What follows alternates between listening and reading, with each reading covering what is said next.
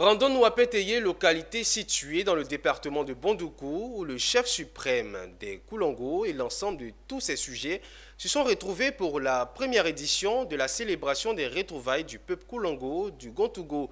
Cet événement vise la promotion de la culture Koulongo et sa langue qui est parlée dans plusieurs localités de la Côte d'Ivoire. Anissé Kouadio nous fait le point.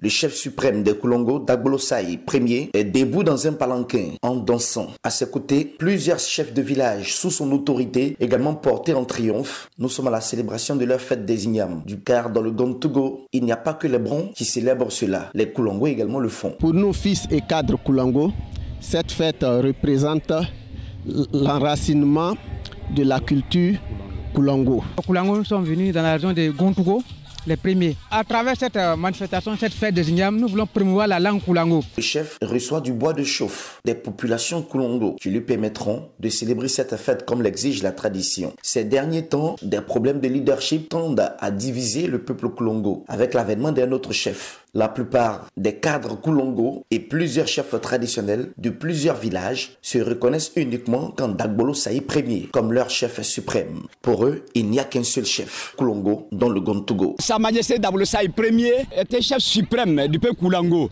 et donc à Pétéyé. Il est le seul en qui nous nous reconnaissons. Nous reconnaissons le chef suprême des Koulongo comme Dagbolo Saï au niveau de Bondoukou. Souhaitons l'unité de tout le peuple Koulongo et la valorisation de cette culture. Notons que le peuple Koulongo a plus de 100 villages dans le Gontougo. Ils sont près d'une soixantaine de villages qui reconnaissent l'autorité de Dagbolo Saï Ier. Le peuple Koulongo s'est installé dans l'actuel district du Zonzan vers le 7e siècle.